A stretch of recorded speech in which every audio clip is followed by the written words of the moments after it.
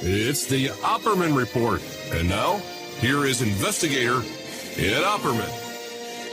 Okay, welcome to the Opperman Report. I am your host, private investigator Ed Opperman. I'm really excited about our guest today. He seems to be really tuned into all the same kind of topics that we cover here week after week after week. He's a film producer, an author, award-winning professional journalist, investigative journalist, Tim Tate. And his movie production company is called Interesting Films. And they all do, they're interesting to me. That's for sure. I can tell you that. Hey, Tim, are you there? I am indeed. Hello. Hey, so, Tim, tell us about yourself. I know you've had a very honored career. I don't know about honored. I've been doing it a long time. I've been a working journalist, investigative journalist for the best part of 40 years now, and I've been making investigative documentaries, by and large, for British television and other networks, international networks, for much of that time, and writing a lot of books, mostly investigative as well. And right now, you were just telling me that you have two new books that just came out. One is Hitler's Forgotten Children, and the other one is The Yorkshire Ripper, The Secret Murders. Why don't you tell us a little bit about those books? Well, Hitler's Forgotten Children is the story of a woman who was called Ingrid von Oelhafen. She was kidnapped in 1942 into the Nazi Lebensborn program, which is, when I first found out about this, it's kind of a surprise that it's one of the least known parts of the Nazis' programs. It was a program created by Himmler to create, I suppose, a new Aryan master race. So there was a combination of suitably Aryan babies being born in Lebensborn homes, and others like Ingrid who looked Aryan as babies being kidnapped from all across the countries that Germany overran during the war and brought up in these homes and handed out to suitably Nazi families to be raised as good little Nazis. Ingrid's story is just extraordinary. She's an amazing woman, a truly amazing woman, who has spent 10 to 15 years investigating and tracking down what happened to her, where, and indeed how. And her story, it's the story of post-war Europe as well as what happened to her in the Lebensborn program. And I'm deeply honored to have worked with her and to have been able to write her story. Yeah, it's such a fascinating topic. You think it would be covered more? Yeah, and that was one of the things that struck me when I first began looking at this. I have to say I made a documentary film about the Lebensborn program just under 2 years ago for British television, and I filmed Ingrid for it. But as I got the material into the edit suite, I was just sitting there with my film editor, and I said, there's just no way we can get Ingrid's story in this because it's just too huge. It's not just Germany, it's the former Yugoslavia, it's what happened there, and the story of how she traced back where she came from and ultimately had this truly awful experience of when she found her original family, her birth family, from whom she'd been kidnapped, to find that they'd been handed another child by the Nazis in her place who had been brought up as her. Were they aware of that? It's very hard to tell. Obviously, her birth parents are dead, and by the time she got to find out who they were passed. The person who has been brought up as her doesn't want to talk to Ingrid, but the wider family in what is now Slovenia, have been very supportive, and there have been DNA tests which show that she is who she thinks she is. And they've been incredibly helpful and supportive, but they don't know what Ingrid's birth parents knew. That's just amazing. I think I saw your film, because I am familiar with the story a little bit. And I tell you, it just seems like everything you cover is all the stuff that we're into over here. So thank you for coming, Well, no, thank you for having me. I have to say, I'm very privileged to be able to tell stories and to be able to tell stories that I think are important and need to be told. And the story of Lebensborn is not just the story of this obscene program and this madness of Himmler's belief in pure Aryan blood, but it reflects on everything really that's happened since the Second World War, where somewhere, someone, somewhere is always saying, always believes that somebody else is worth less than them because they're from a different race or a creed or a color. And that underlying problem has never gone away. You know, that's so true. And that is so true. And it just seems that this ruling class, you know, that, and again, it sort of fits into this whole theme of all the different stories you've been doing, covering over the years. Like this ruling class that thinks that the rest of us are less human than they are. Yeah. I mean, it's ruling class is, I think, because it's different classes in different places in different parts of the world over different periods. But there is always this sinister and, in my view, terrible attitude which says, oh, well, we're better than them, they're worse than us, therefore it's okay that we discriminate against them, or we kill them, or we exploit them. And that attitude, I mean, you see it everywhere today still. It hasn't gone away. That sort of ties into the other book you were talking about, the Yorkshire Ripper. This Peter Sutcliffe, who was friends with Jimmy Savile. Well, so it appears. He knew Jimmy Savile. He met Jimmy Savile in Broadmoor, a psychiatric hospital where Savile was a visitor. Sutcliffe's story, again, for your listeners in the States, his name probably won't mean as much as it does over here. He was one of Britain's worst serial killers, and for a number of years in the north of the country, he terrorized towns and cities by attacking women at random. Often they were prostitutes, but in many cases they weren't. And the failure to catch him over many years was a deep embarrassment to police forces in that part of the country. And what we've done in this book, I've written it with a former police intelligence officer who began to put together the clues from cold cases, long cold cases, was to show that Sutcliffe is the most likely killer of at least 23 more people. He was convicted of 13. And these 23 cases have just been left unsolved in the files. And yet everything points to him as the most likely killer.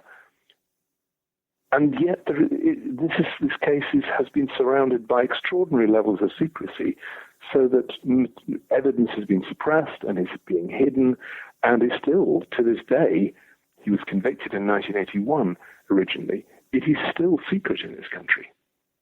Now, is he alive today? Sutcliffe, yeah. He is living in a great deal more comfort than, in my view, he deserves. There was a trial back in 1981, and the jury was asked to decide whether he was mad or bad, because he claimed he was mad. And the jury said, no, he's bad, and he needs to go to prison. And he went to prison, but in, again, very secretive procedures. This country is very good at secrecy. He was quietly shifted out of the prison system into the much more comfortable confines of a prison psychiatric hospital. And that's where he's been for the last 30-odd years. Yeah, and somehow he's getting visits with Jimmy Savile and also this boxing champion as well. I didn't know the boxing champion. Savile was a very strange man, yeah. And he did have, for reasons which have yet to be fully explained in this country, almost the free run of this psychiatric hospital, Broadmoor, and that's how he came into contact with Sutcliffe. Right. Now, and if this was in the States here, and there were 23 unsolved murders that were connected to a convicted serial killer, the cops would love to write those off to someone they already had in custody. Now, why wouldn't that be the case over there? That's a really good question. It's a question we've been asking my colleague and I for, 18 months. And every time we ask that question, and every time we submit our equivalent of one of your FOIA, Freedom of Information Act, requests, we get a stonewall response saying, we're not telling you. Really? Yeah, we could paper the walls with the rejection of our Freedom of Information Act requests. Well, what do you suspect the reason is? Did he have connections to powerful people? No, I don't think it is. I think it's much more simple than that.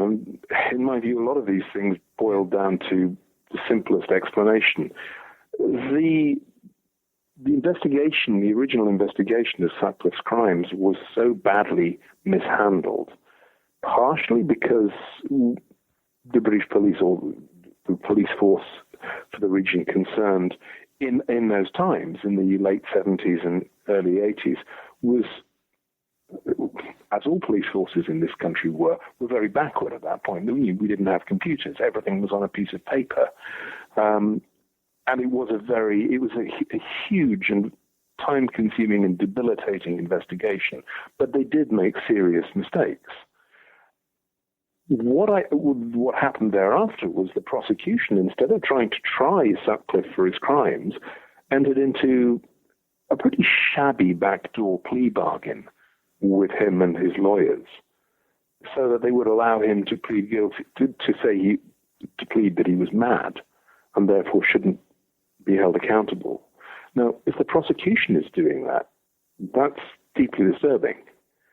And I think what's happened ever since has been probably a result of embarrassment at firstly the incompetence of the original police investigation, and secondly, embarrassment within the very senior levels of the prosecution, what is our equivalent of your federal prosecution system, at the way it was duped by Sutcliffe way back in 1981.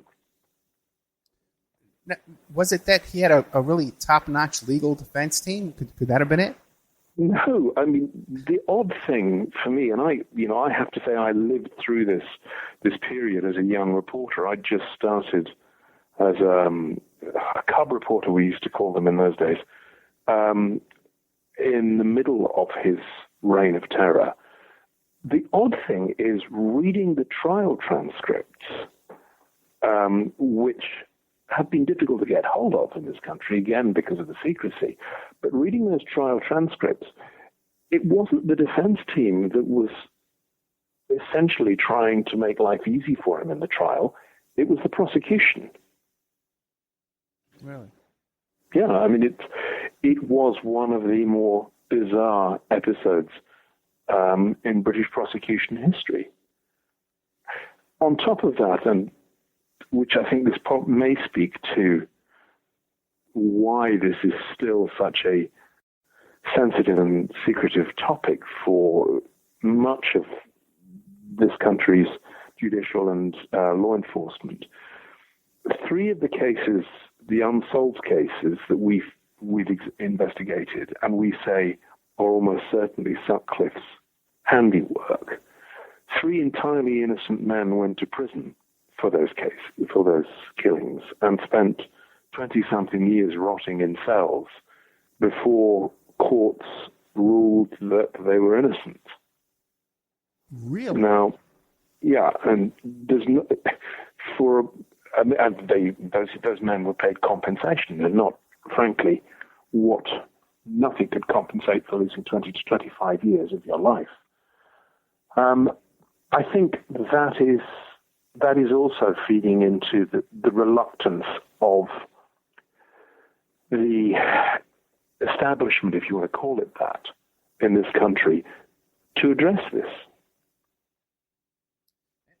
But they had enough evidence to get convictions, or were they? I guess they weren't guilty pleas, right? They got convictions against these other 3 men. Yeah, and they browbeat these three men. These were 3 young men.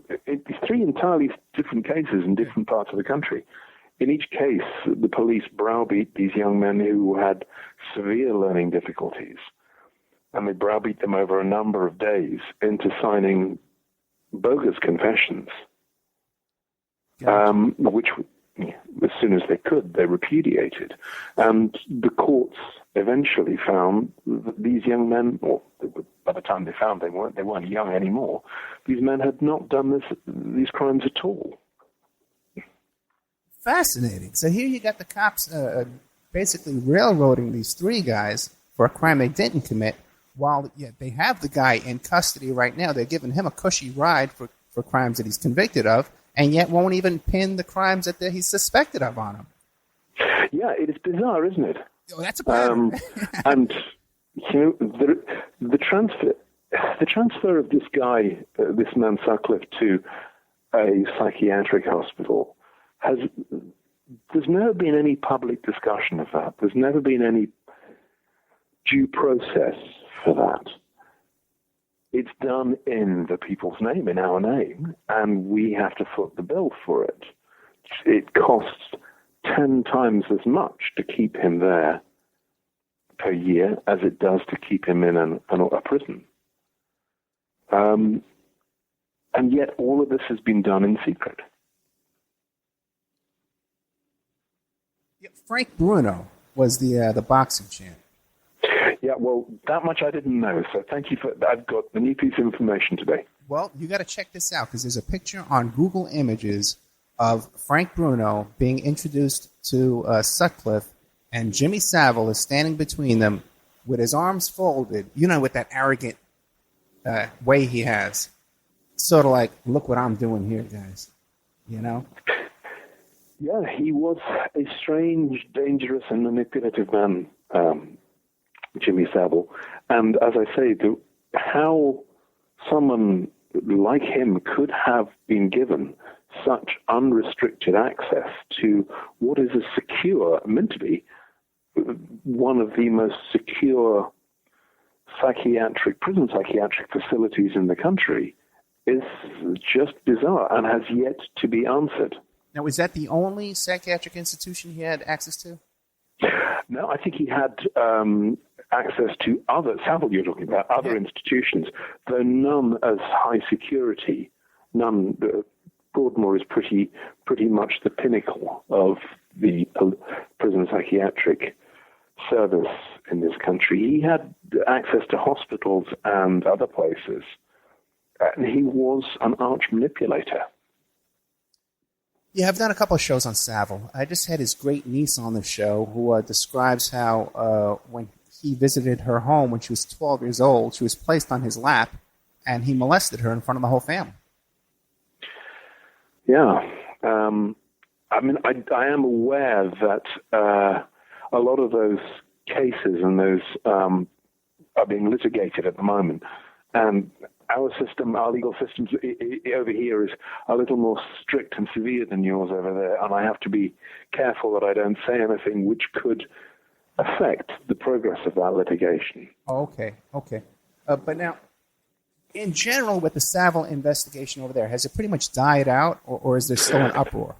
No, there is still investigations, official investigations going on, not just into Savile, but into the people who had links to Savile, and indeed the institutions that Savile manipulated and abused the trust of are still carrying out their own internal investigations as well. Yeah, but have any charges been brought about, or any sanctions, or any firings? No. Nothing, right? Yeah. No. Now, go ahead. There's one of the organizations is the BBC. Everyone knows the BBC. Savile, it is alleged, abused his position within the BBC to molest women whilst on BBC premises. Now, there is an ongoing, and has been for some time, BBC investigation. It will be interesting to see what results from that. Well, do you have any hope that something's going to come out of it? It's very hard to tell. I mean, a lot of this happened a long time ago. Right. And the BBC now is a very different organisation to the BBC then, and a lot of the people who were there then, and who presumably should be asked about it, are not employed by the BBC now. That said, and it's a cheap jibe, but there's an element of truth in it. There's an old saying here about the BBC whenever it gets itself into trouble. It's not that heads will roll, but deputy heads will roll. Gotcha. Yeah, they're just a couple of figureheads, right? The fall guys, they call them here. Fall guys. Yeah. Yeah. Whether that happens, the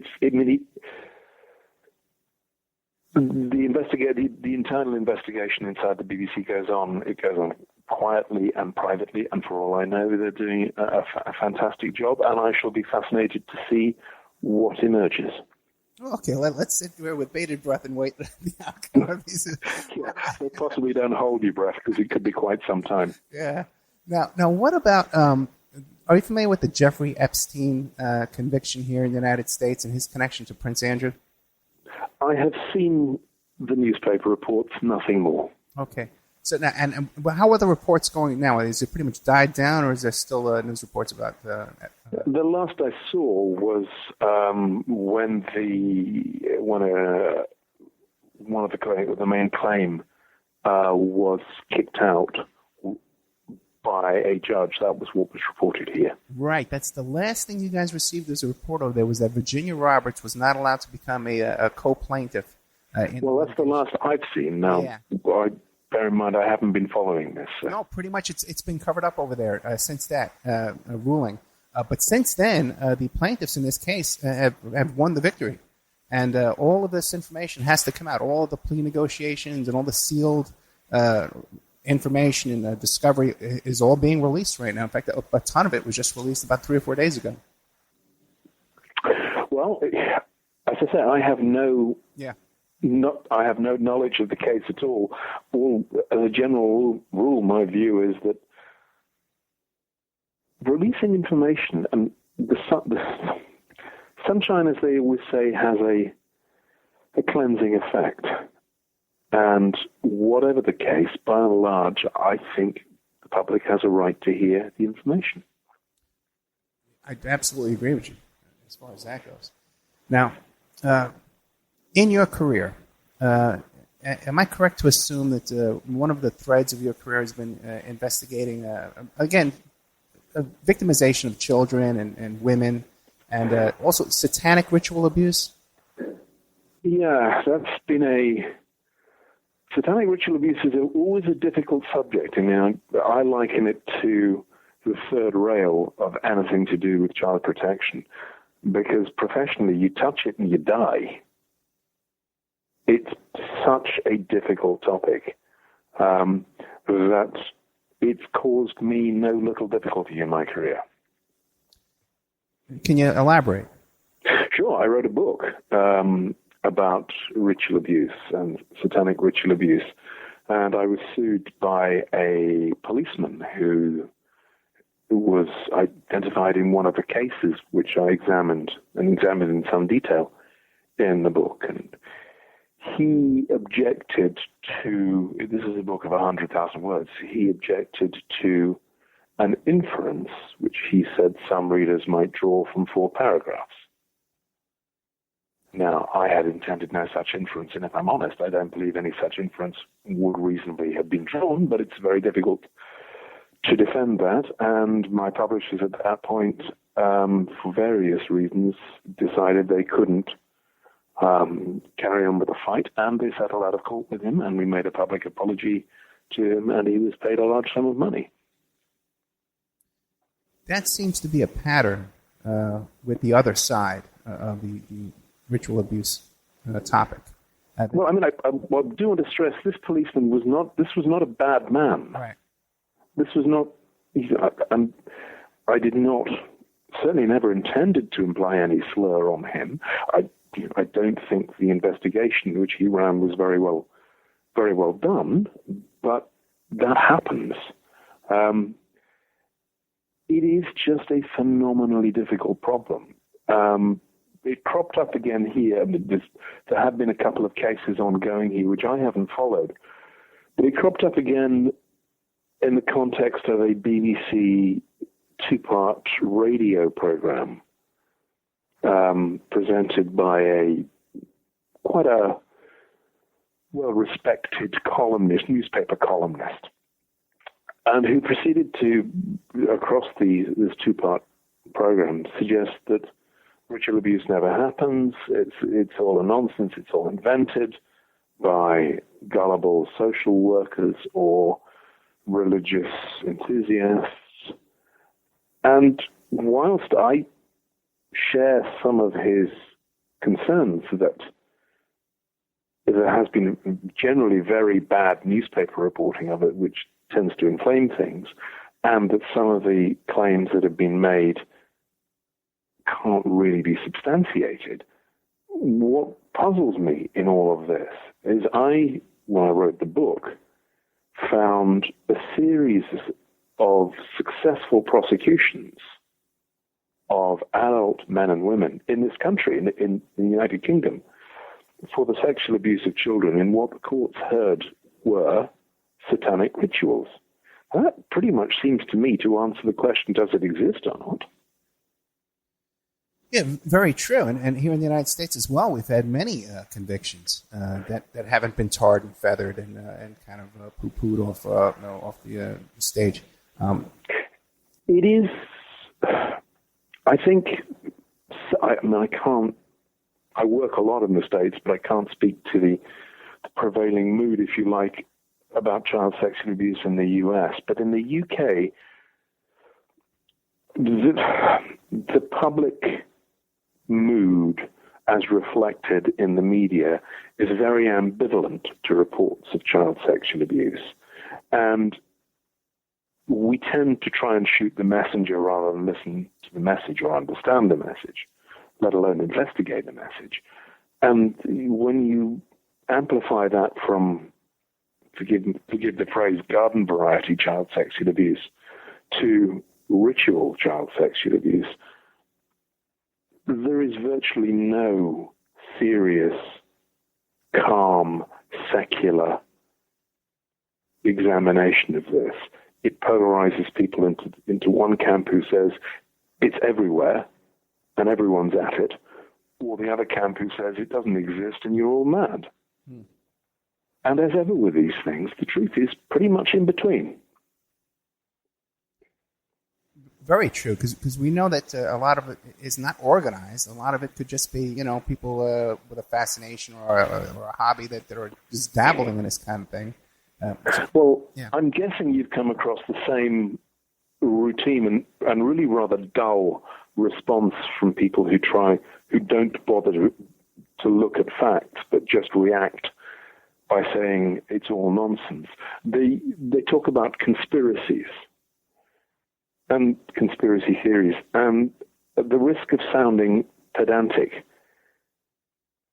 it's probably one of the laziest insults that journalists reach for is conspiracy theory. And it's you're alleging a conspiracy. All a conspiracy is two people saying to one another, should we do this, and doing it. Yeah. And it doesn't have to mean some vast international vertical conspiracy. Yeah, I follow your point there. Exactly. It's just two or three agreeing, conspiring together to commit a crime or to take on an action together in concert. That's your basic conspiracy. I mean, you don't have to believe in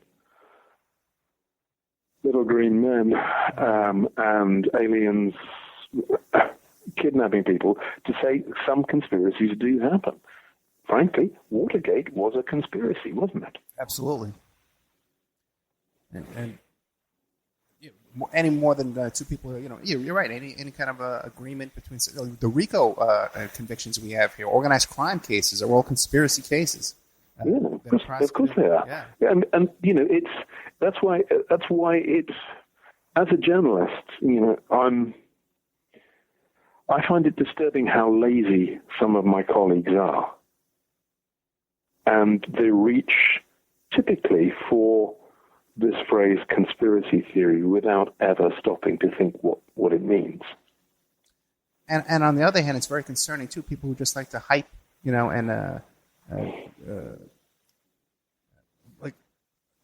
tabloid type journalism, and just kind of... Yeah, and that, I think I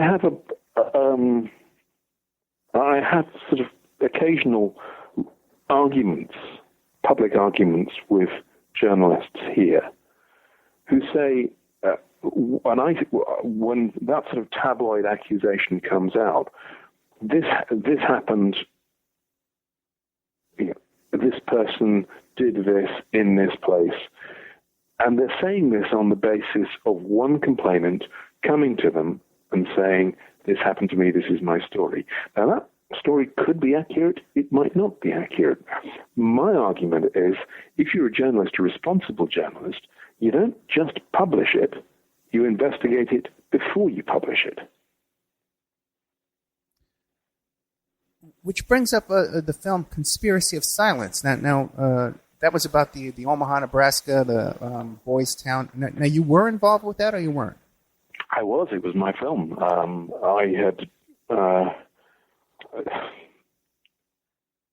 I was working for what was then the best place in Britain, the best company in Britain, at making serious documentary films. It was a truly wonderful place to work and a great supportive environment. And it had been making amazing films for the British networks for some years. I joined it and I was able to make what I think are pretty good films for those networks.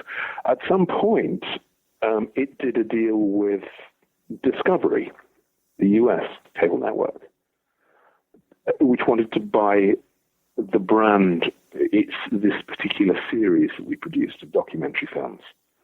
And they bought the brand. It was called First Tuesday. And then the whole thing was going to be called First Tuesday on Discovery. And the very first film that Discovery commissioned was Conspiracy of Silence. And they commissioned it, and I remember to the end of my days the phrase of the commissioning editor: it's got politics, it's got pedophilia, it's got everything we want. But in reality, whenever you have a story or a report that involves pedophilia, it's usually squashed here in the United States. It's usually what, sorry? It's usually silenced. Well, Discovery were very keen. When we put to them for this new strand, this new series that they were going to run First Tuesday on Discovery, we put to them, I think, 13 ideas, and they commissioned only one at first, and that one was Conspiracy of Silence. They were red hot for this. So I and my colleague set off for Nebraska in the summer of 1993 to start investigating. So can you describe what that story was in Nebraska? Sure. The story as it was told to me, it came to me from a freelance who I'd worked with based in LA, and he said, I've got this story, you should look at it. The story is, as he told it to me, and this was the initial allegation that we were going to follow, was that in Nebraska there is America's favorite children's charity, Boys Town, immortalized in the great Spencer Tracy Hollywood movie, Boys Town. And the story was, the allegation was that Boys Town had been subverted in many ways by a man who prostituted children across Nebraska, some from Boys Town, some from other parts of Nebraska, and indeed had trafficked them for prostitution out of Nebraska and into Washington, D.C., where they serviced political clients on the Hill, essentially. That was the allegation. And by the time we got to Lincoln, Nebraska, which is where we set up our base for a month and a half, there were at that point scandal surrounded three young people: a man called Paul Benassi, a young woman called Alicia Owens, and a young man called Troy Bonner. And they had made statements and given evidence both in court and to a Nebraska State Investigative Committee relating to the abuse of children and sexual abuse and trafficking of children in Nebraska and from Nebraska, and the Boys Town element as well. When we arrived, the first thing that made me deeply suspicious about how honest the law enforcement and judicial system in Nebraska was going to be and had been was the case of Alicia Owen. She was a young woman. She at that point was in prison. She was in prison for the crime of perjury. She'd been sent there by state court, not federal court, state court. And as I looked at this, her crime was naming in court, when asked to do so, her abuser or her alleged abuser. The first tell, if you like, was that her sentence for this was 9 to 27 years. The second tell was that the crime for which she was sentenced didn't actually exist. Under Nebraska state law, not merely was it not a crime to name your abuser when asked in court, it was actually a crime not to name your abuser. So that's where we started. And that's terrifying. Yeah, I think so.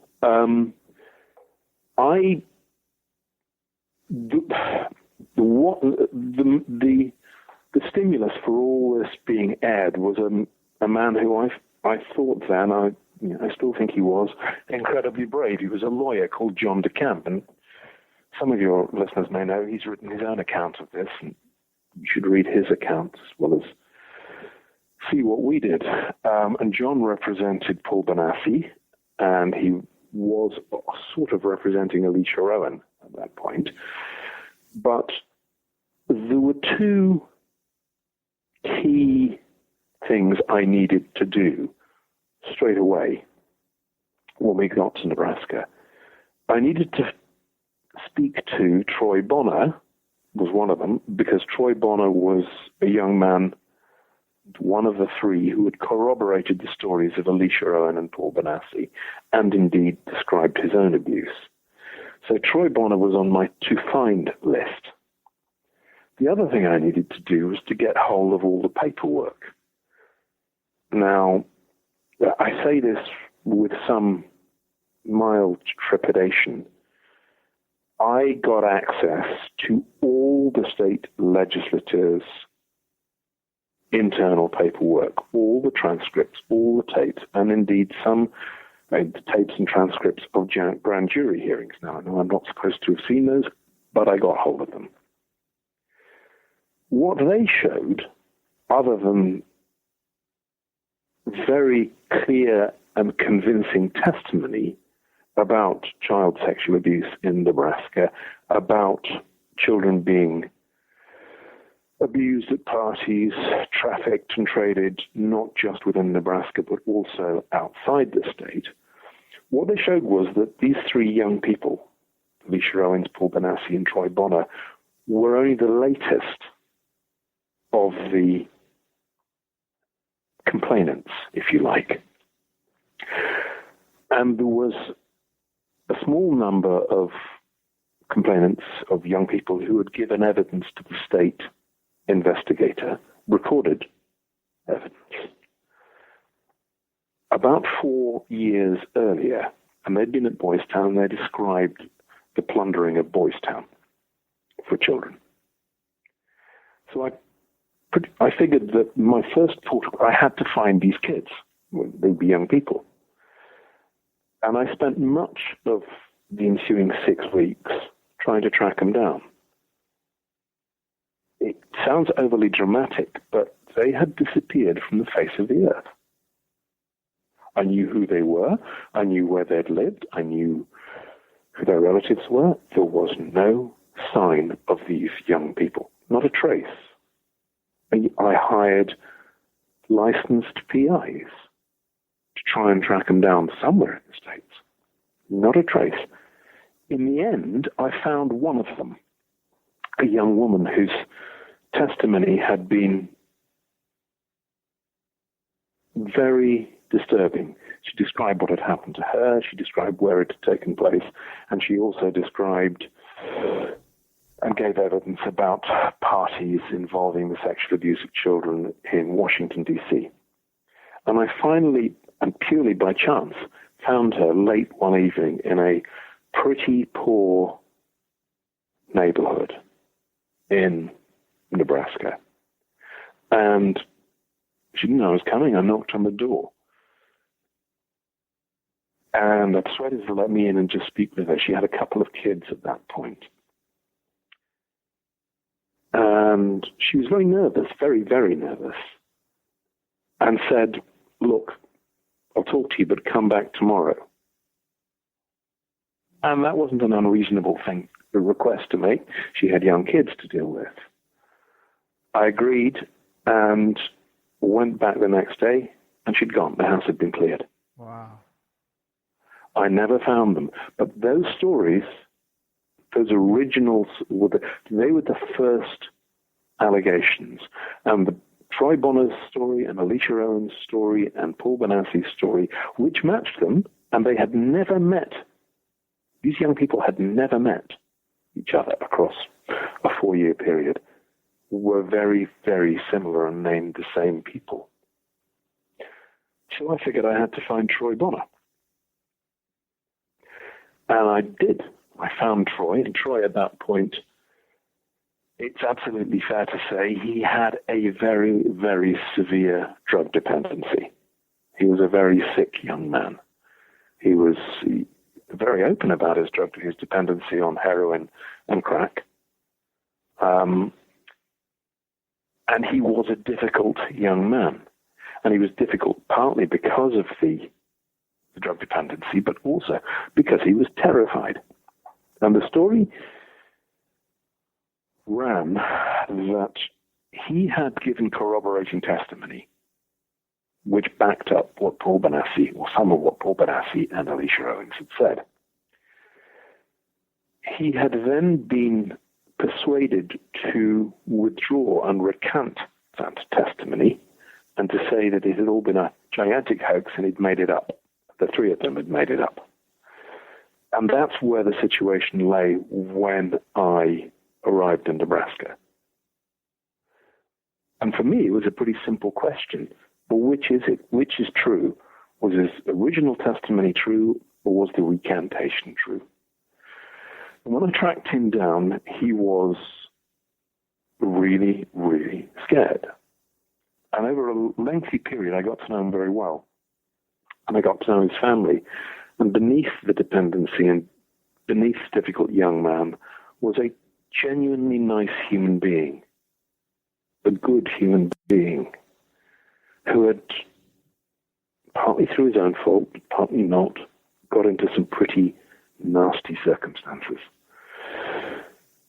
And the story he told me was that his original testimony, that the abuse had happened, was true, but that he had been threatened by, amongst others, and most predominantly, the FBI, to recant his testimony. And that the FBI had told him that if he didn't, he would be prosecuted for perjury and would spend a long time in prison, and that was not a good place for someone dependent on illegal substances to be. I persuaded, well, the first thing was, I said, well, I couldn't understand why the FBI, A, was involved and B, was doing this. And I wasn't about to take Troy's word for it. So I went back to the room full of documents and storage boxes. And eventually I unearthed an audio recording which the state legislature had been given, which was, in my view, extraordinary. It was a recording that had been made by the FBI, by FBI agents who identified themselves on the tape at the start. And they had dragged Troy Bonner into an office and got him to ring up Alicia Owen in prison to try and persuade her to back down on what she was saying. It was the most extraordinary tape. And it certainly supported what Troy alleged about the pressure from the FBI. And so I persuaded Troy that the safest thing for him to do, the way to free himself from the pressure he was under, was to give us a filmed interview, which he did. And I have to say, it's something that I've lived with, and I blame myself for having done ever since. Because he's turned up dead now? Yeah. I persuaded Troy that the safest thing for him to do was to give a filmed interview, because once his story was told, once it was broadcast, right, there would be no real mileage for anybody in trying to persecute him. We made the film. It took the best part of 9 months to make the film, to shoot the film, to do the research. We took it back, all the footage back to England, to our offices, to this television company we worked for. And this was all shot on 16mm film, so large cans of film. We edited the film over many weeks, my colleague and I, and we produced what's called a rough cut. Again, if your listeners presumably are familiar with this, a rough cut is your first version of the film. And when things are edited on film, it looks scratchy, and there's bits of yellow chalk mark on it and bits of tape sticking things together. And we produced that. We took it to Discovery. And at that point, Discovery had already been promoting the film in the TV magazines in the States. So it was in the schedules, and we had, I think, a week left, or 10 days left, to take it from true cut to fine cut, which is pretty much the last stage before you lock the whole thing off. And Discovery, at that point, pulled out. And I, again, will remember to the end of my days the reason they gave. Okay. They said, and I quote, "We seem to have gotten into an investigative area which is inconsistent with the Discovery mission statement." End quotes. Now, that as well is terrifying.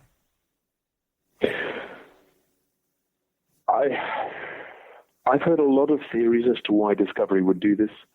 I have no idea which, if any of them, are accurate. All I know is they pulled out of the film. They said they had paid at that point something like $250,000 for this film. They handed it back to the television company for whom I worked and said, "You can do that, what the hell you want with this, provided you never associate Discovery's name with it." Frankly, no one else was, no British television station was going to broadcast a film which was purely American in scope. Not of that ilk. So there it stuck. I mean, and the film never progressed beyond rough cut. And I know someone leaked it, and it's been put up on YouTube, and it's had an enormous number of hits on YouTube. But what you see on the YouTube version of the film is our rough cut. There are bits missing. You can see it. There are places where there's a slate saying library footage needed or archive film needed. But it still gives a pretty good idea of what we had. The outcome, the upshot, of all of this, I'd promised Troy that he would be safe because it would be broadcast. It wasn't broadcast. Troy disappeared, and yes, sure enough, I think 6 months or a year later, he turned up dead. Now, I have no means of knowing whether his death, as was quite likely, was the result of a drug overdose, or whether it was something else. What I do know is that I let him down. All right. Let me ask you this, though. What do you think the FBI's motivation was to silence this story? The answer is I simply don't know. One of the things for old dinosaur journalists like me that you have hammered into you in your early days is never attribute motive to somebody unless you actually know that motive. Right. I think it's a good question to ask the FBI. We asked the FBI, and for any of your listeners who check the film out on YouTube, you'll hear the result of that phone call on the film. We asked the FBI for an interview, and they basically told us to go to hell. Now, the young woman who you went to her apartment, and you said she lived in a poor neighborhood. Yeah, a really low-rent neighborhood. Okay, so now, when you went back the next day, were all of her possessions removed from that home? Well, the house was locked up, and I spent a little time looking through the windows, and there was no sign of anything in any of the rooms that I could see. The sort of things you'd expect, kids' toys, they weren't there. And the night before, when you were at the door, you could look inside and see that there was a... I was inside. Oh, you were inside? So obviously all of her possessions were removed. Well, as far as I could see through the windows, yeah. Gotcha. Now, she wouldn't be a person who would have the means to hire movers in the middle of the night and to find a new location to live and put her stuff in storage. I would think that is unlikely, but I can't rule that out. The most benign explanation I can come up with is that my presence, my arrival on her doorstep, this is a very rundown, low-rent, almost exclusively black neighborhood. I'm a, middle-class, middle-aged, white English guy turning up, asking questions about something very sensitive that happened, evidence she gave 4 years ago. The best guess that I can come up with is that my presence frightened her so much that she just somehow got all her stuff up and went. That's the most benign explanation I can come up with. Right. And trying to give everybody the benefit of the doubt. Well, as we've talked about, I don't think it helps to jump to dramatic conclusions. I like to look at evidence and sift evidence. And where there's a hole in the evidence, and in most cases you're going to find holes in the evidence, I think it's only honest to say there's a hole in the evidence. Very good. Very good. Now, but your impression of this Omaha, Nebraska end of this story was that it was much larger and far more organized and had to involve some powerful people behind it in order to get this kind of pushback against you, correct? Well, the allegations were that the then rising, or in the 80s, the rising hope of the Black Republican Party, Black Hope in the Republican Party, a man called Lawrence King, right, who'd sung the national anthem at one of the Republican conventions in the mid-80s. He had infiltrated himself into one of the credit unions in Nebraska and this much is proven fact, had made off with some of its funds, a large proportion of its funds. They disappeared. And he subsequently went to prison for, I think, 15 years for that. The allegation from the young people was that he had been the moving force in providing children for abuse, both in Nebraska and particularly in flying them across to D.C.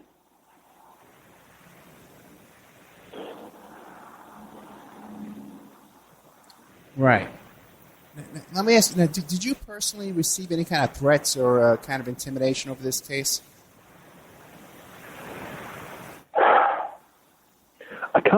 answer that definitively. We believed that at one point we were being followed. Okay. I can't prove that. I'm not a counter-surveillance specialist in any way, shape, or form. But my colleagues and I, because I wasn't out there on my own, we believed at one point we were towards the end of our filming, that we were being followed. And not in a particularly subtle way. That was in Nebraska. Mm-hmm. Other people, if you talked to the people who are still around from that time, will tell you they did feel threatened. The state legislature had hired an investigator, a man called Gary Caradori. Okay. And it was his files, not through him or not through his family, that I got access to them, which had provided such a wealth of material, amongst others. Gary Caradori had died in to the best of my knowledge, still slightly unexplained plane crash, light aircraft accident.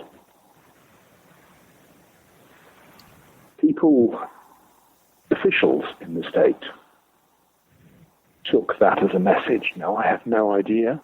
I can't prove one way or the other. Certainly, his family believed it had not been an innocent accident, and certainly some of the state officials believed that. Now, I've had Henry Vinson on my show. Sorry, say again. I've had Henry Vinson, the author of Confessions of a D.C. Madam, and he was involved with Larry King, and also Craig Spence. He's been involved in his story. Are you familiar with his book? No, I'm not.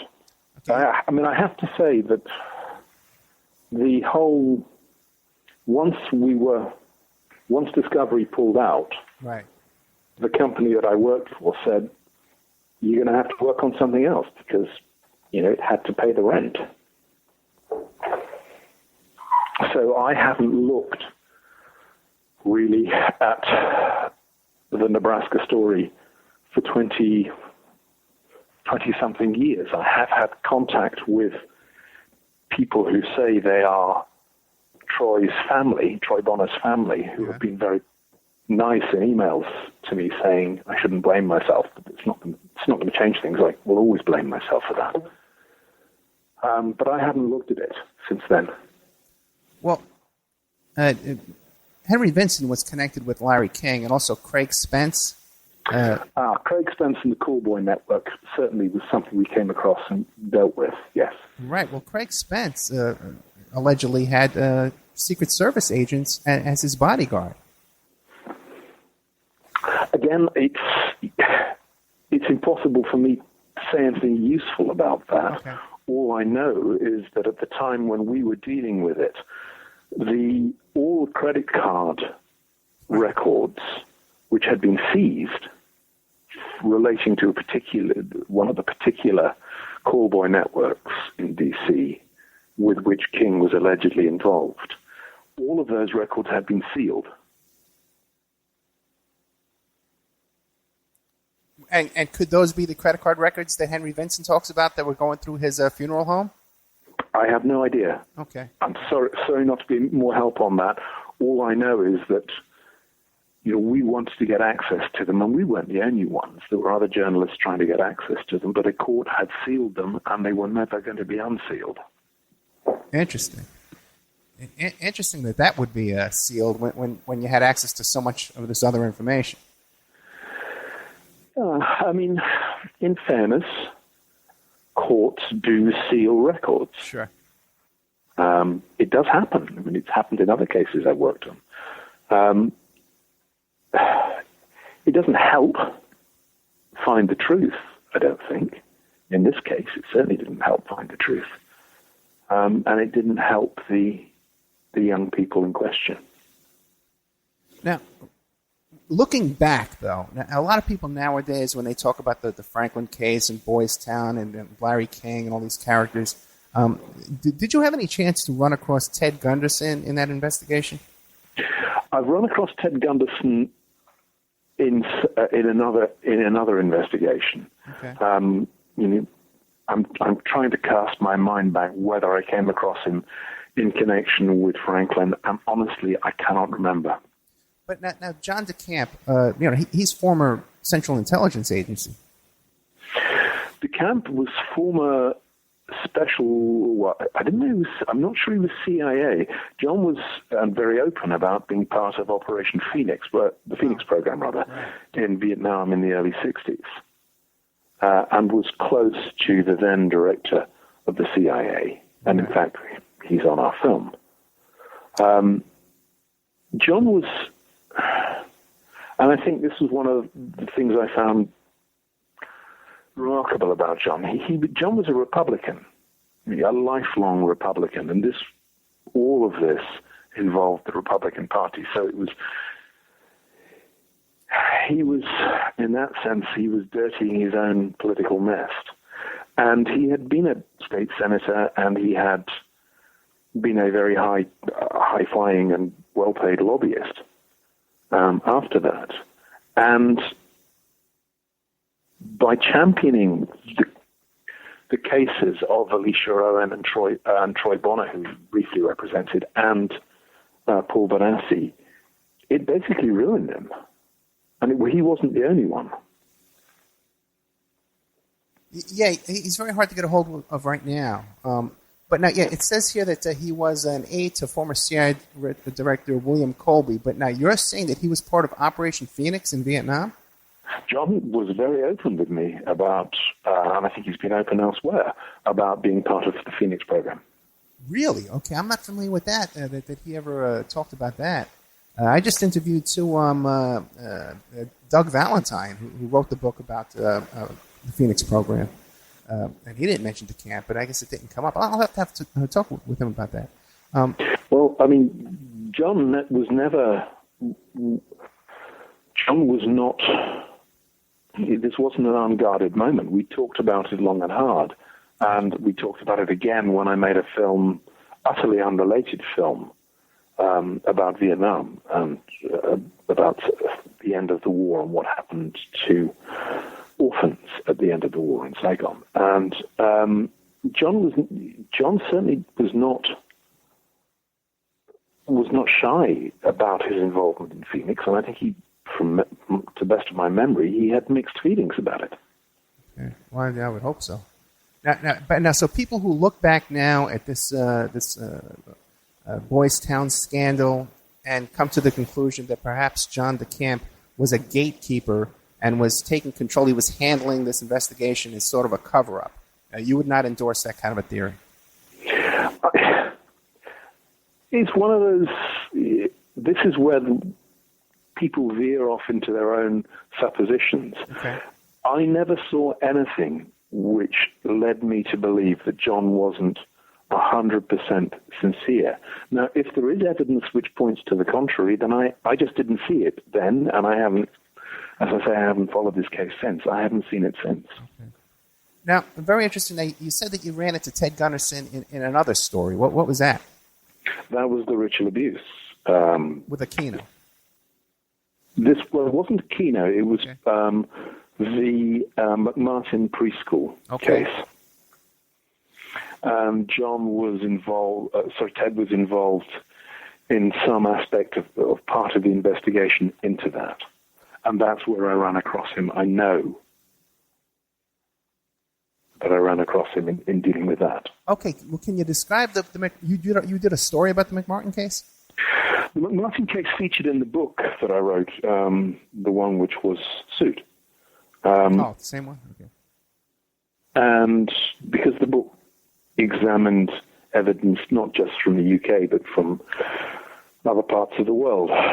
And so I looked at McMartin and I talked to some of the families.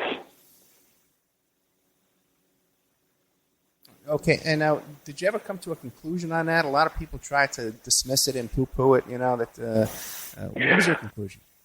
I think it's impossible to come to a final conclusion because so much of the evidence has either been destroyed or the waters have been muddied. I don't want to say anything because I have no reason to say it, to suggest that the court decisions in that were wrong. What I would say is that the sort of knee-jerk reaction and dismissal of the children's stories, one part of them, there was and you must have heard this, and other people will have heard this. Oh, well, the kids talked about tunnels, and there weren't any tunnels, therefore the whole thing was nonsense. And the truth is, that isn't the truth. There was an independent scientist hired by the parents who went down and found the tunnels pretty much exactly where the kids said they were, and found items in there which were consistent with what the kids said. And to the best of my knowledge and belief, those tunnels have now been filled in or destroyed. But there is a formal report to that effect. And the reason why I say that it's impossible to come to a conclusion on any of these cases is that these very old and celebrated cases, is that the evidence has been so muddied, or in some cases destroyed, that it's virtually impossible to reach unequivocal conclusions. Gotcha. Okay. Now, another story you did, though, involved Michael Aquino. Well, yes and no. Michael Aquino was part of, before the book on ritual abuse, I was the researcher for what was turned out to be not a very good film about Satanism and ritual abuse. And we filmed Michael Aquino for that. Now, how difficult? That was just right at the start of the accusations against him at the Presidio. The accusations had been made, and I think the internal judge advocate general procedures, if that's what they were still ongoing at that point. Now, I watched a bit of that interview. It's available. It was just put on YouTube just very recently. There's only really? I haven't seen that for that's part of 30 years. I'll send it to you. Thank you. Yeah, and the interview, he and Lilith, his wife, were very aggressive with the interviewer. Yeah, they were not pleased to be asked about this. Yeah, now how did that come about? What made them agree to come on in the first place? Aquino was then running something called the Temple of Set. Right. And he had recently established a British branch of the Temple of Set, which was run by a British Satanist, who was amenable to talking to me, and indeed gave us an interview. And through him, it was suggested that Aquino, if we paid, and we did, the television station did pay for his flight and accommodation, he would come over and talk about Satanism and what he wanted to do with the Temple of Set. So for a very small compensation, he exposed himself in the middle of an investigation? That is what happened. Okay, now when things started getting testy in that interview, because he is a guy with considerable military influence and power within the U.S. military, did he have bodyguards with him? What was that like? No, there were no bodyguards. Absolutely none. Absolutely no bodyguards, right? It was him, Lilith, and, as I say, this man called David Austin, who then led the British branch of the Temple of Set. Now, he's very litigious. Did they threaten you with a lawsuit or any kind of... How did it end up at the end of the interview? Okay, let's, shook hands. Let's go out for a pint. What happened? Yeah. I wish I could remember. Okay. And the simple truth is I can't. This was 1989, so what are we... That's 26 years passed, and there's been a lot of film through the gate and a lot of books through the presses since then. And I honestly cannot remember how did we part on a happy note over a gin and tonic or a pint of beer. I honestly can't remember. Now, like you said, 40 years of doing this kind of work, and hard-hitting topics. This is serious business. Do you regret anything over the 40 years of taking this road, this hard road? Yeah. As we've discussed, I deeply regret persuading Troy Bonner that he would be safe if he gave us an interview. I don't see how I can ever reconcile that, because the fact is that he wasn't safe, and that because the film wasn't broadcast, he was even more unsafe, and he certainly felt unsafe. I regret that. I regret that the book on Richard abuse had to be withdrawn. I think it's still, you can get second-hand copies on Amazon, but I think there is useful information in there. I think it's the only time that someone has attempted to take a serious, forensic, secular look at these allegations and to try and sift the wheat from the chaff. I regret that that's no longer there. Do I regret anything else than that personally for me? No. I mean, I'm incredibly fortunate that I have been able and funded to make films and write books about stories and issues that I think need to be told. And people may say, well, that's a very arrogant thing. Why should you get the money just to make the films you think need to be told? But that's the best I can do. Now, what projects are you working on right now that you have coming up in the future? Well, I've just had these two books out, and I had a film out at the same time, so I was actually writing two books and making a film all at the same time. So you've caught me taking a breath. Okay. For the first time in 9 months, and really rather enjoying it. Now, looking back over your career, is there a story that you covered that you wish had gotten more public attention and something that's really important to you that you wish more people knew about? Yeah, two. There are two. And for the life of me, I cannot understand why they haven't had more attention. The first was a film about the assassination of Bobby Kennedy. Okay. Now, I'm not a Kennedy nut. I have no views or expertise on the assassination of Jack Kennedy. But in 1988 it was, someone approached me and said, somebody needs to look at the assassination of Bobby Kennedy. And I said, well, it was Sirhan. He's serving life in Soledad for this. And they said, well, no, not really. There's a lot more to it. And at that point, one of the first things that I came up against was that all the files, and I mean all the files, all the evidence, was still under seal. This is 1988. Finally, by 1990, it had been released to the Sacramento State Archive, the California State Archive in Sacramento, and I think I was probably one of the first people in there going through this.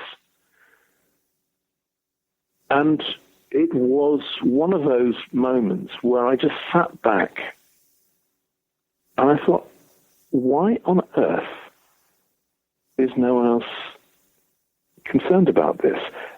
And I said that for a very simple reason. Again, I don't know, your listeners will almost certainly know this better than anyone in the UK. Bobby Kennedy was shot in 1968 in the pantry of the Ambassador Hotel in Los Angeles. He'd just given an acceptance speech. He'd won the California primary.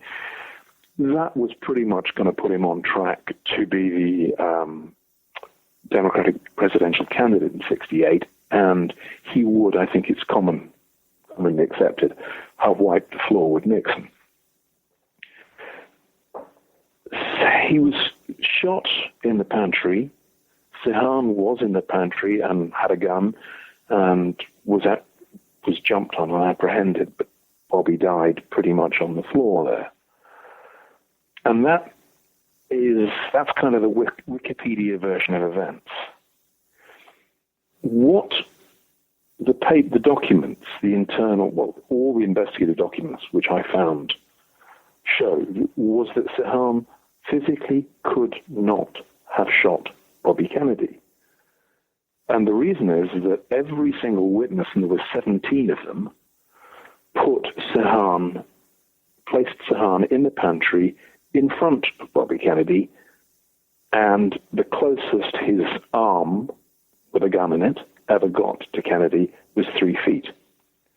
The autopsy report, which hadn't been put into the what limited trial proceedings there had been, and which was finally, as I say, released to the State Archives 20-something years later, showed that Kennedy had been shot from a distance of no more than 3 inches from behind his right ear. Sirhan physically could not have done that. And I went and I found the coroner who carried out the autopsy. Tom Noguchi was known as the coroner to the stars. Right. And Noguchi was an old man by then. He's dead now. And he said, "No, you're absolutely right." And I said that at the time, and he did. And no one paid any attention. And so in 1991, I think, I made this film, and I dug up an enormous amount of material and eyewitnesses. And the behavior of Los Angeles police was bizarre through this. And once you show that Sirhan couldn't have done it, and Sirhan, bear in mind, has no memory of this, you have to ask the question, well, if he didn't do it, who did? And that's where it got very interesting, because there had been any amount of testimony which should have pointed the LAPD to look for the real killers. And they didn't just ignore it. They studiously shut it down. They threatened people. They threatened witnesses. And they destroyed evidence. And they locked up evidence. And we made the film. It was broadcast on A&E in the States and over here on Channel 4. And we showed quite plainly what had happened. And I also dug up audio tapes, which somebody else had once had, which showed why it had happened and who had been involved. And yet that story doesn't really get told these days. And I don't understand why. And they actually just in the past 10 years or so demolished the entire Ambassador Hotel, which was, if anything, an architectural landmark, besides. Yeah. Well, I mean, when I was there filming in LA, it was all shuttered up and behind big wire enclosures. You couldn't get at it. But that this man, and I'm a child of that era, I suppose. Bobby Kennedy was, even on this side of the Atlantic, a symbol of hope. Right. That this man was murdered, and the man who is serving out his days in prison just simply could not and did not do it. And with what we discovered about who was almost certainly behind it, then I find it astonishing that so little attention is paid to that. Well, who did you conclude was behind it? This is where, when I say the 3 letters, people are going to say, "Oh God, here goes a conspiracy theory." What we said was the evidence pointed to the CIA, and here's why. Okay. The CIA had and I know this to be a fact because I have the documents, the CIA's own documents, had in the early and mid-1950s been working on a program, and this is their phrase, to create a robot assassin, end quotes. They called it Project Artichoke. Now, it sounds the stuff of fiction, but I actually got no great feat because you could do that through Freedom of Information. I got the documents in which the CIA described what they were trying to do, which was to create a hypno-programmed assassin who would kill either a visiting head of state or a U.S. politician. This is their documents, not me saying this. And I also found the document in which the director of the program reports having made it work, having the success of it. And he reports this quite mundanely. But he says, yeah, it's working now. We can do this. Now, they had that program. They also, it is a fact, had contracted several hundred, possibly a couple of thousand psychiatrists, independent psychiatrists. Again, this is not speculation. It's not conspiracy theory. It is fact. It's documented in their own documents. And they were paying them to carry out experiments with hypnoprogramming. One of them was a man called William J. Bryan. And I found audio tapes of him in which he essentially put himself in the position, he described hypnoprogramming Sirhan. Oh, really? Yeah. This was Sirhan's therapist? Sirhan had visited him, yes. Okay. He wasn't in long-standing therapy. Sirhan wasn't a hugely rich man. Right. Now, are you familiar with a document? It's an immigration and naturalization police report that describes Sirhan attending parties with the Process Church of the Final Judgment, the satanic cult? No, I'm not. I haven't seen it. I would be very interested to see that. But I certainly have had a long-standing, if somewhat tangential, interest in the Process Church. So have I. I'll send you that document. It also talks about how connections to Manson and all kinds of stuff. And but what? I think that the connections between Manson and the Process Church are well documented. There's little doubt about that. Right. I haven't seen anything I hadn't heard of anything until you've mentioned this, which links Sirhan to them. Again, I say it as gently as I can. I like to look at documents. I like to look at facts, times, dates, places. So I'd be very interested in seeing that. You got it. It's going to be on its way. Oh, also to that link to the your own YouTube video that you haven't seen in 30 years with the Aquino's interview. But now, what do you make of the Process Church? When I see them, again, it's that same thread that seems to be flowing through everything. I've interviewed Mayor Jim Rothstein, who was a NYPD detective who spent a great deal of his career investigating the Process Church, and we seem to both agree that they have their hand in a lot of major events in the past 20, 30 years. What do you think? Well, again, bear in mind that when I was looking at the Process Church, it's in the late 80s, basically through early 1990. And so my information is old. Certainly in the 60s, the Process Church was very active on both sides of the Atlantic and had some very high-profile acolytes. I came across it again here in the UK in 1989 when it issued published what essentially was a recruiting piece in an occult magazine here in the UK. Right. And that's why, again, I became interested in it. It's again, for me, it was very hard to know whether this was basically a bunch of mid-60s, late 60s crazies, or whether it was a bunch of mid-60s, late 60s crazies who were quite well connected.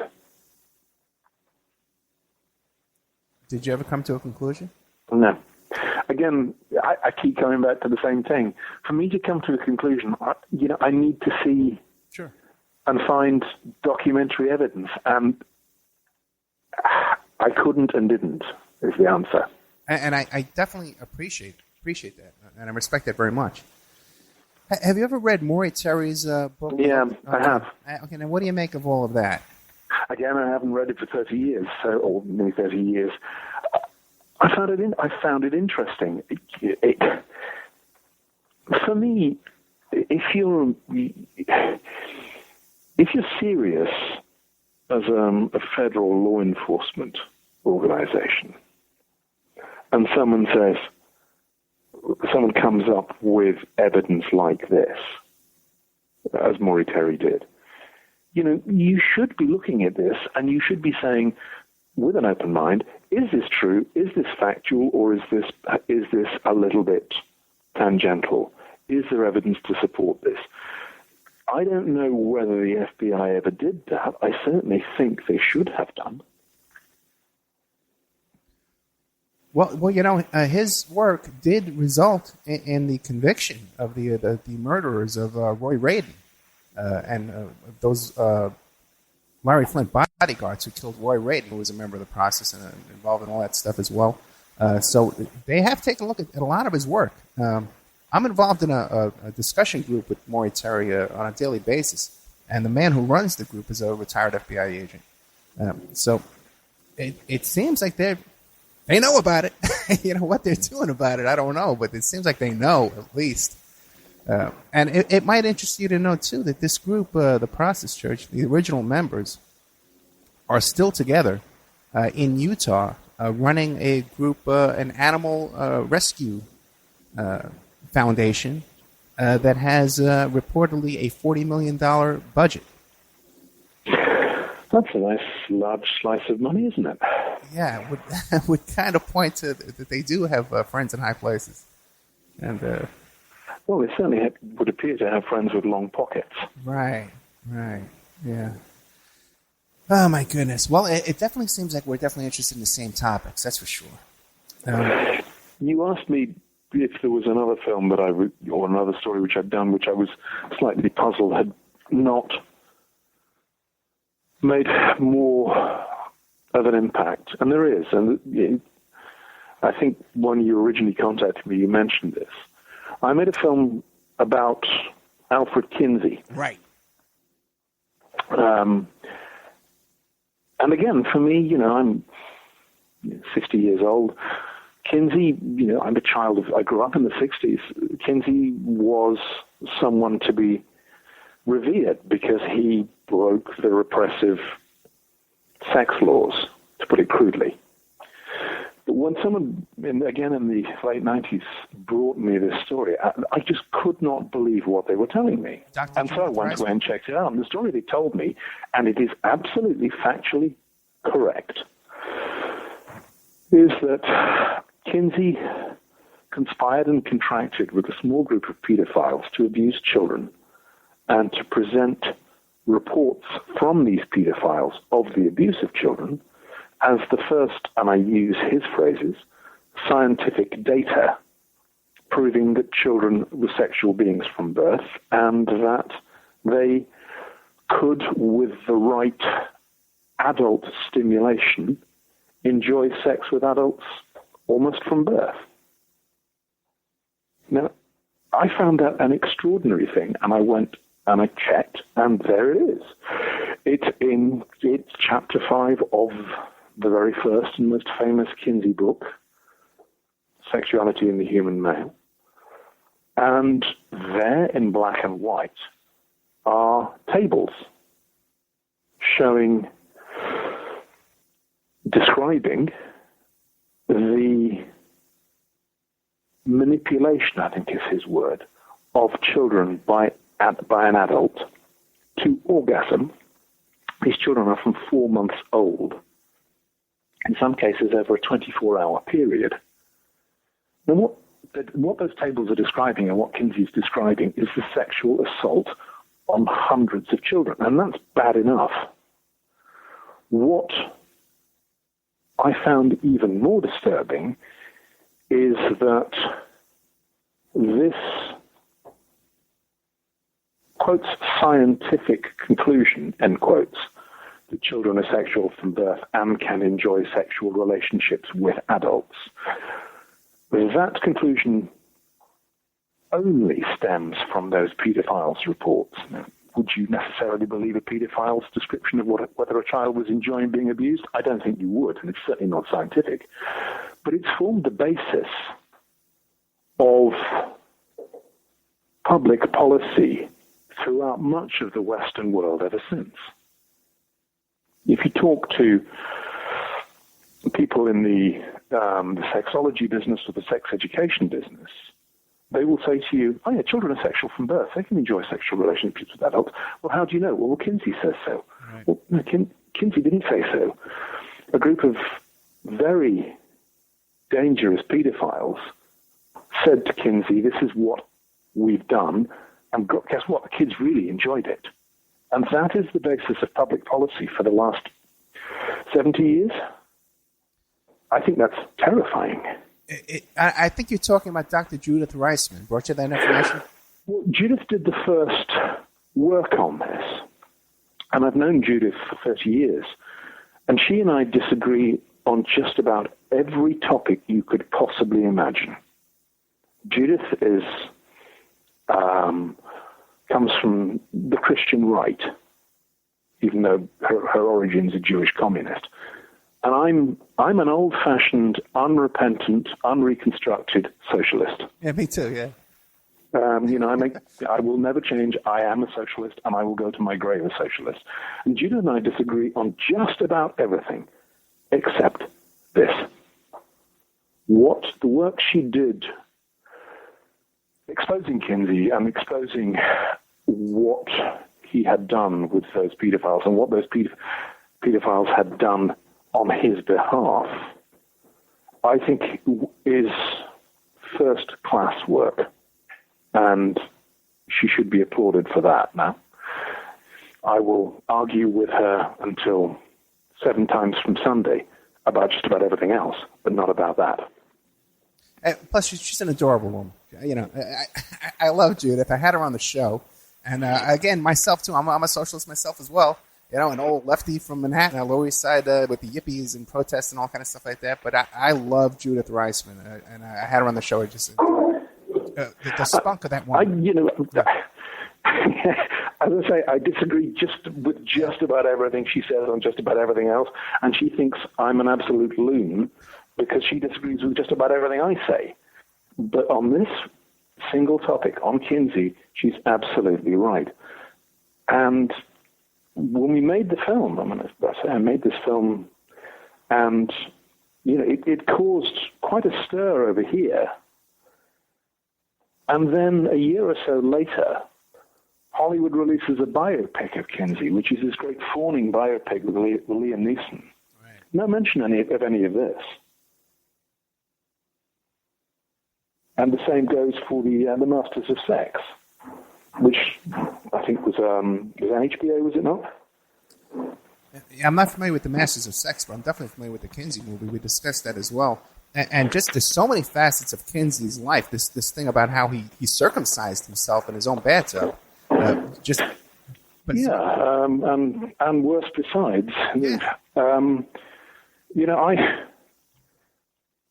I always find myself in the middle on these things because I think a lot of the work or the effect of Kinsey was incredibly beneficial. I don't think anyone sensible should argue that the sort of repressive sex laws which America and indeed the UK and much of Europe had prior to Kinsey were a good thing. I mean, they were appalling, the treatment of gay men and women. And I was reminded the other day when I was talking to somebody about this, there was a law prior to Kinsey in one state which made it a criminal offense to laugh during sex. Oh, really? Now, that sort of absurdity absolutely needed to be got rid of, but did and what he was responsible for with those children, and the effect on public policy ever since, is deeply reprehensible. You know, I think every woman I've had sex with has laughed at me. But what what I wanted to ask you, though, are you familiar with the stuff she uncovered about Kinsey's fascination with Aleister Crowley? And no, Judah hasn't told me that. No, I'm not familiar with that. And also, too, that Kenneth Anger. Are you familiar with Kenneth Anger? Mm-hmm. Are you familiar that he would go to Kinsey's home and do films in his attic? I think I'm familiar with that. Bear in mind, I'm dredging the depths of my mind. I mean, the antics that took place in Kinsey's attic and were filmed were, well, they were pretty extraordinary. Whether Kenneth Anger was there, I don't know. I have no first-hand evidence on that. Right, and there's a fascinating photograph, too, where Kinsey was in a classroom with little kids, and I think he passed around a dead rabbit or something. Are you familiar with that? No, but again, very little surprises me about Kinsey. Yeah. What does surprise me is that no one has really taken notice of this. It's kind of the emperor's new clothes thing, isn't it? You know, it's the little somewhere there's a little boy, and it's either Judith or me saying, "Look, this guy isn't wearing clothes. This is a deeply dangerous man." And now, why do you think that is? Do you think that there's a force behind the media that has an agenda that they want to get out, or you just think it's incompetence, it's just a little bit of this, a little bit of that? What have you come up with after all these years? Again, I always, as I said to you before, I try not to impute motive, but what I think is you can do, and you unquestionably do, is show that there is a fairly clear connection between Kinsey and Hefner. I mean, Hefner describes it himself, and Hefner set out to proselytize all of the Kinsey agenda and all the Kinsey message. And that fed into a time where the world was ready to hear that. There was a genuine need for sexual liberation, in my view, just not of adults abusing children. But it does seem to be a byproduct because of the sexual revolution. Because then we have more acceptance now of that kind of thing. The group NAMBLA came out of that movement and stuff. Yeah, there's a whole bunch of movements. It's what I've in other books I've written about these, and loosely I think you can call it the Pedophile International, the Pedophile International, and it's a fairly aggressively vocal group of pedophiles who demand pedophile liberation. And there are two key elements to that. The first is they always cite Kinsey. They always cite this great conclusion from scientific data, not scientific data, that children are sexual from birth.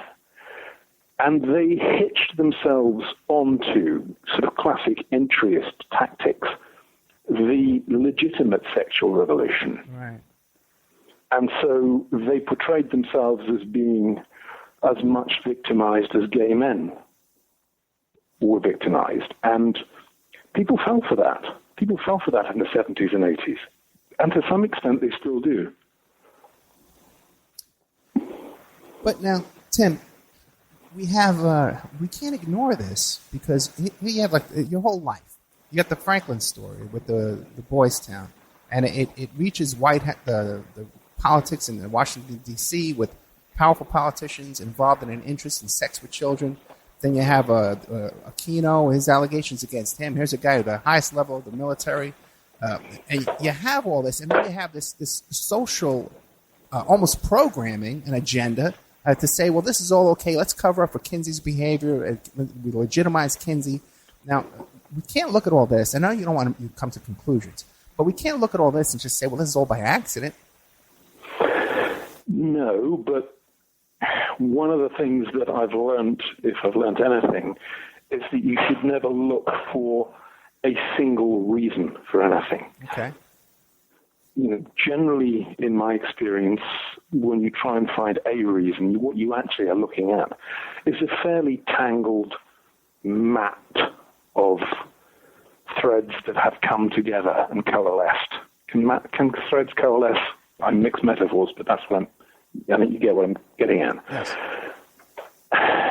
And again, you may or may not be aware that over here at the moment, there is a great deal of excitement and indeed a couple of official inquiries into whether there have been very powerful VIP paedophiles protected within Parliament and the judiciary and the security services. Now, those allegations are being investigated. I would be surprised if they come to any firm conclusion because the evidence is long gone. But it shouldn't really surprise anyone that some members of the judiciary or some members of the security services or some members of the Houses of Parliament are sexually attracted to children because it cuts across all professions, jobs, classes, religions. You're going to find that anywhere.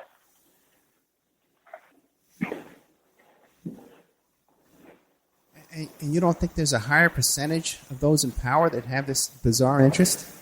I've not seen any evidence which would support that, and I'm not sure that you could ever find that evidence, and that's not because it's impossible. It's hidden because these people are allegedly powerful or in positions of power. It's because as a society we do so little research into pedophilia. We do so little work in working with the men who abuse children to find out why they did it, what drove them to do it. We basically just say they're bad guys and we lock them up. And if you don't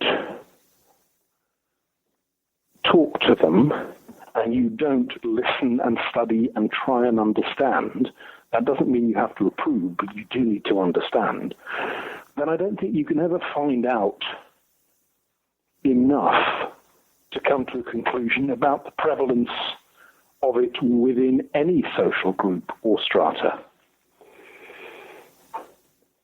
Here in the States, we don't even lock them up very long. The average child rapist gets 8 years, and they serve about 3.5 years of an 8-year sentence for molesting a child here in the States. If you think that's bad, brace yourself. I don't want to hear it. Go ahead. You don't want to hear it? Go ahead. I worked on a story last year. It was a child pornography case. I wrote a book about child pornography back in 1990, so it's been a long-standing issue that I've worked on. Okay. This was a young man in the north of England was prosecuted for possession of child pornography. He had apparently been dealing, but they couldn't prove that, and possession is viewed as less serious than trading in it. Right. But when the police got hold of his computers, the material they found, one of the films showed a young girl, an underage girl, being abused and being killed. And this is not me saying this. This is what the police said. This is what the prosecutor said. And this is what the judge said when this young man was finally prosecuted. That's what it showed. Two things, and the two reasons I got involved in the story. The young man in question, the sentence he received was 8 months. Wow. The second reason I got involved was that The victim and her abuser, killer, were both identifiable. We, under our international obligations in Britain, we work very closely with ICE, and we are meant to send that material because ICE has the best victim and perpetrator facial identifying software in the world. For 16 months, that tape sat on the shelf in a local police station. No one did anything with it.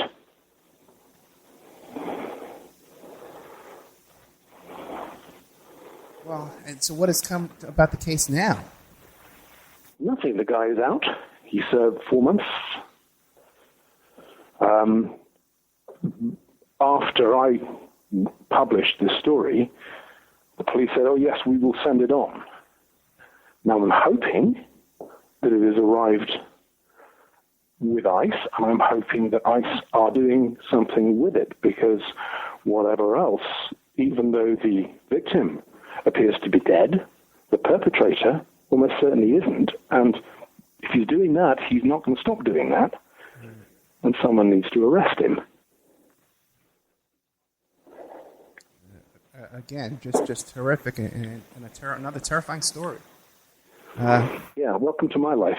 Yeah. Now, you're over there in the UK. I'm sure you're familiar with this story about these two Hampstead children making these allegations on his videotape. What do you make of that? I've seen briefly reports of that. I have absolutely no knowledge about it. Right. And again, it seems to be that some people have run with it, and others are just poo-pooing it and dismissing it right from the gate. Two things that you detest. Yeah, I mean, again, I haven't looked at it. I haven't investigated it. But what frustrates me, is, and this is just a generic problem, is there is so much noise.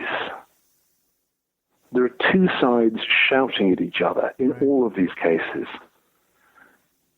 And instead of doing the logical and obvious thing, which is to say, well, what's the evidence? Let's have a look at the evidence. And if it stacks up, then, okay, we got a case. If it doesn't stack up, we haven't. But because the debate, the public debate, consists of people from either side of the argument shouting at each other, then the serious, quiet, sensible forensic investigation really doesn't get done. Oh, okay. Right, you're right. It seems to be like almost in everything that comes up nowadays, there's this immediate rush to judgment. And people setting up sides. Now, what do you make of someone with your experience and your sobriety in this field? What do you make of these YouTube investigators and these YouTube documentaries that are being put out like almost on the fly with some of the most wildest accusations out there? You must be terrified when you see that. No. No? It's going to happen. I mean, you have to be practical and realistic about this. Okay.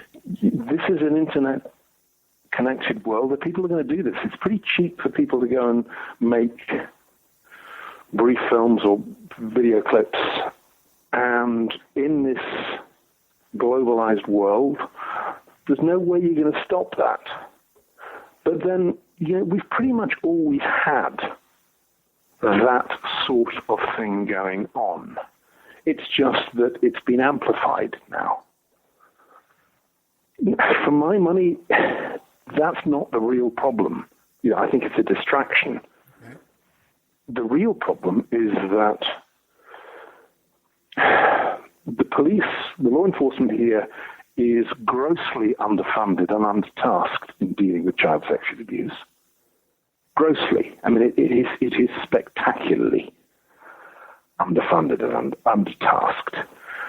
And secondly, that the newspapers and television stations that I grew up working for and who supported the sort of investigations that we've talked about don't do that anymore. And what that does is it leaves the field open to people who want to shout allegations without necessarily doing the careful investigation which should underpin work.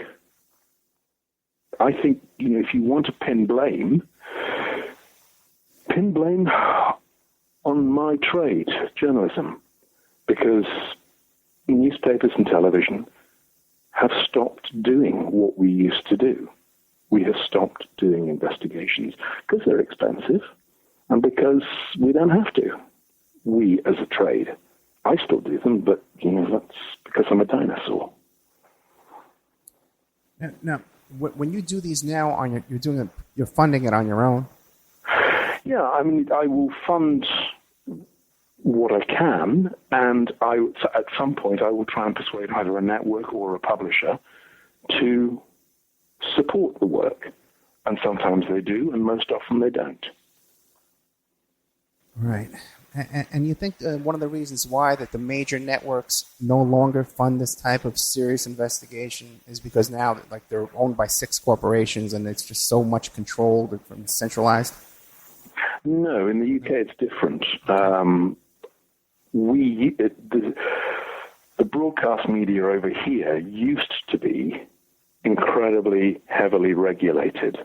Now, I'm personally a fan of regulation. I think regulation is what protects people.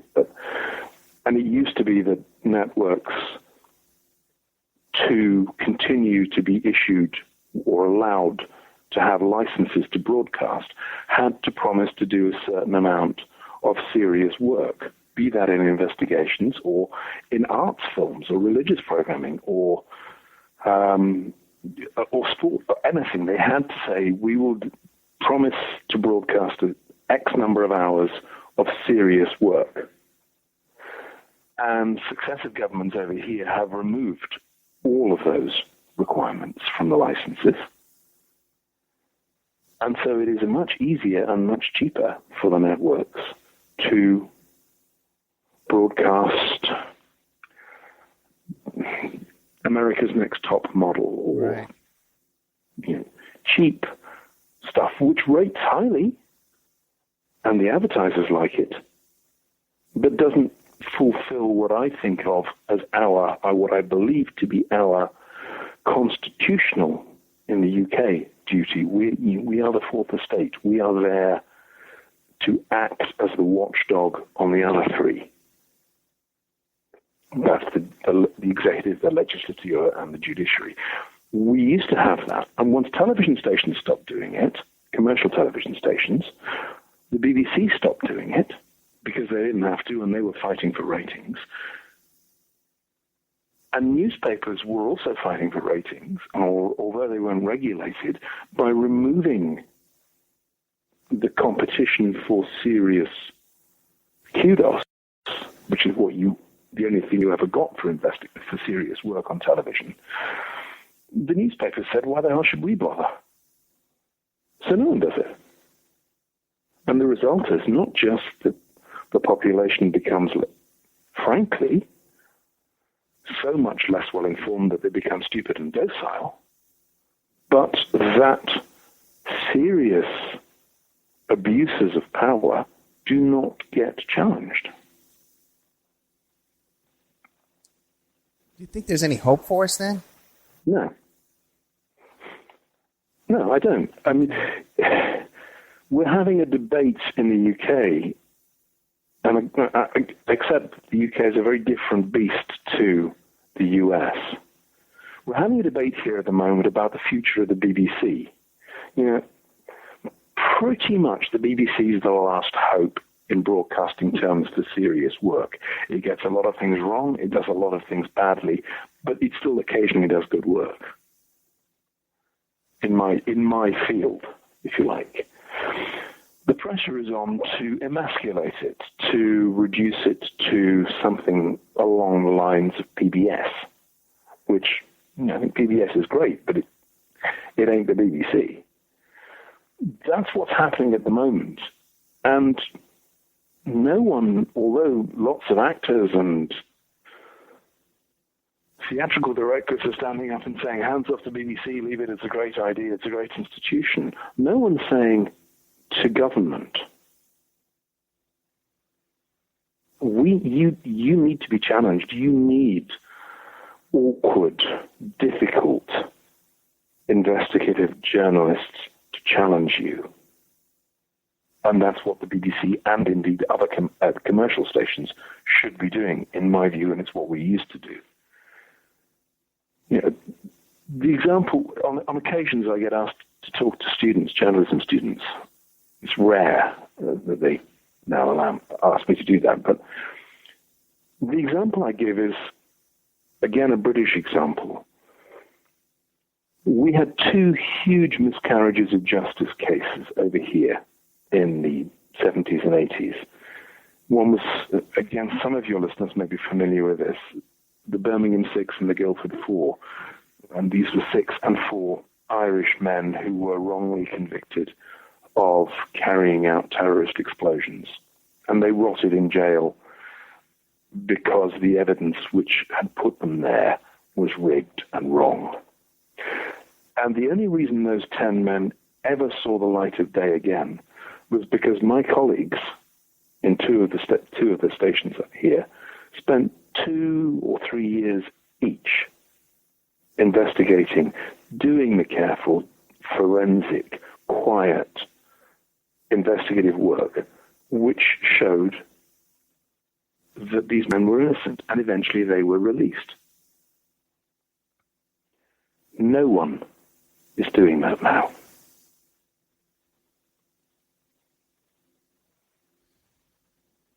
And you don't see any hope of, Well, I think you'd have to have, you'd have to have, it's like turkeys voting for Christmas. You'd have to have politicians who say, do you know what, we really want a press and a media that challenges us and exposes our misdeeds. Why would they? You're absolutely right, but you're kind of leaving us on a sad note here at the end. I ain't Mr. Chuckles. What was that? I'm not Mr. Chuckles here. I know. So, well, I want to thank you for coming on. We're down to the last couple of minutes. What do you want to leave us with? How can people find you? Or to Our website, my company's website is here, and there are contact details on it. We're www.interestingfilms.co.uk. You can view some of the films we've made on there. I've got a new website coming up, which will hopefully have many more of the films and all of the books, or excerpts from the books that I've written. Not to leave it on too grim a note, there are still people doing this work. There are still people who are willing to put the hard work in, who say it is our job to dig, to investigate, and to hold power to account. Most famously, Glenn Greenwald and Edward Snowden in your neck of the woods are doing that. And others, there are people still doing this. What is sadly true is that there are very, very, very much fewer of us doing that. Well, Mr. Tate, thank you so much for coming on my show. I really appreciate it. And you're welcome. I really respect everything you've said today so much. And you know what? I got to say, as much as it is kind of depressing, it's encouraging to me to see someone devote their life to the truth and getting the truth out there and working so hard, and to see it, at this stage of your career that you're still, just fighting with every bone in your body and speaking out. And thank you very much.